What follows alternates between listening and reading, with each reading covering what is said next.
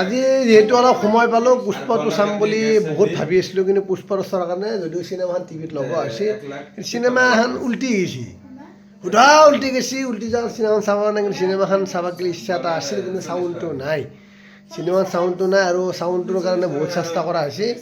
চাউণ্ডৰ মিস্ত্ৰী আছে, এইটো মিস্ত্ৰী চাগে মিস্ত্ৰী মানে তাক পইচাই লাগে, ৰাতিপুৱা উঠিব লাগে সুধা পইচা লাগে, পইচা নহ'লে কাম নহয় বুলি কৈছে, একদম পইচা লাগে। আৰু এফালে মোৰ পৰি মিস্ত্ৰীৰ লগত বঢ়িয়া কথা পাতি আছে, মিস্ত্ৰীৰ টকাত পূৰা বহি পেলাই মিস্ত্ৰীৰ লগত কথা পাতি আছে। আমি জোখা লাগব মিস্ত্ৰী মতে নকৰিব, মিস্ত্ৰী অকলটো দেখিম ক'ত কিমান হৈছে, জোখা মেলা কৰাৰ পিছতে মিস্ত্ৰী সুধা পইচা দিব লাগিব। যদি আমি পইচাটো ইনকাম কৰাৰ নামতে 8 টকা 2 টকা ইনকাম কৰিব লগা আছে। আৰু মিস্ত্ৰী থাকে, মিস্ত্ৰী তাৰমানে পইচাটো মাৰা মাথা মাৰি আছে, সুধা পইচা পঠাইছে একদম একদম মিস্ত্ৰী বঢ়িয়াকৈ পইচাটো মাৰা কাৰণে ৰেডি হৈ লৈছে।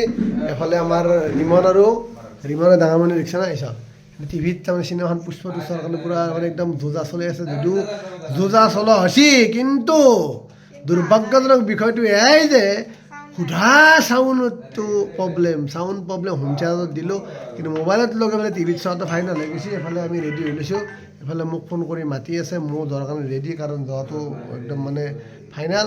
আৰু এফালে একদম মানে ৰখি আছোঁ, আৰু ৰখি থাকি চিনেমাখন চাই লওঁ, চাই লৈ পেলাই মিস্ত্ৰীৰ লগত আমাৰ মানে মোৰ মানে পৰিস্মিতা, আমাৰ পৰিস্মিতাই বঢ়িয়াকৈ ৰখি আছে, মিস্ত্ৰীৰ লগত কথা পাতি আছে। মিস্ত্ৰীৰ লগত কথা পাতি পেলাই মাৰ কৈছে যে চিনেমা চাই যাওঁ মিস্ত্ৰী, আৰু ভাতো খাই যাবা। আমাৰ এটা নিয়ম আছে কি যে মানুহ ঘৰৰ কালি ভাত খোৱাটো আমাৰ পৰম্পৰা হৈ গৈছে, সেইকাৰণে পৰম্পৰা হ'লেও আমি ৰখি আছোঁ, ৰখি থাকি পেলাই চিনেমাখন চোৱাৰ কাৰণে ৰেডি আছে।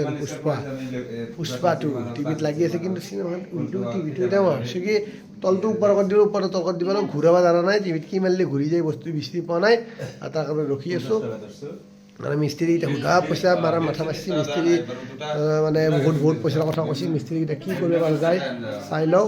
মানে মিস্ত্ৰী আৰু আমাৰ পৰিস্মিতাটো হিচাপ পূৰা কৰি আছে, মিস্ত্ৰী পূৰা কাষত বহি লৈছে, মিস্ত্ৰী কাষত পূৰা বহি লৈছে, বহিলে পূৰা হিচাপ কৰি আছে, পূৰা হিচাপ কৰি আছে, 10 ইঞ্চি 11 ইঞ্চি 22 ইঞ্চি বুলি কৈ পেলাই পূৰা হিচাপ কৰি আছে। কিছুমানে এটাকে বিম আপনার 100 টাকা স্কয়ার ফুট লব বেলেগ এতে চারিওফালে 200 কোট হলে 20000 20-40,000 টাকা বিম ডালতে লব।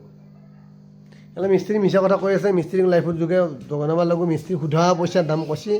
আগতে যি কৈছে 40 টকা বুলি কৈছিল, এতিয়া আৰু বেছি লগা হৈছে, 39 টকা লগা বুলি কৈ আছে, কিন্তু আমি মিস্ত্ৰী 35 টকা দিম বুলি ভাবি থৈছোঁ। চাওঁ কি হয়, মই কিমান দিম, 38 টকা লৈছোঁ, হোল্ডাৰ 35 টকা কামটো আমি ফ্ৰীতে কৰি দিম এতিয়া, আৰু টেনচন নাই, বাকি যি পইচা ললো এতিয়া ঘৰ বনাম, এনে খালি মোৰ হাজিৰাটো লম, আৰু বাকি একো নলম। কিয় এনে বনাবতে বনাই দিম, আৰু কি হয় ইমান ভাল পোৱা না? ইমান ভাল পাওঁ, সেই 7টা বিল্ডিং বনাব দিব, ঠিক আছে, সেইকাৰণে তো আপোনাক গুণাষ্ট দিলো না। 7টা বিল্ডিং মিস্ত্ৰীক আৰু দিয়াৰ কাৰণে চেষ্টা কৰিব, সুধা বিল্ডিং বনাব মিস্ত্ৰী চাই যাওক। চাদে কালি ঘৰ বঢ়িয়া বনাই সুন্দৰ, মিস্ত্ৰীটো ভাল, যথেষ্ট কষ্ট কৰে, ধুবুৰীৰ মানুহ বহুত কষ্ট কৰে মিস্ত্ৰী আমাৰ সেইকাৰণে আমাৰ লগত আছে। আমি যিখন প্লেটত চাহ খাইছোঁ, মিস্ত্ৰী এখন প্লেট চাহ খাই চাই লওক।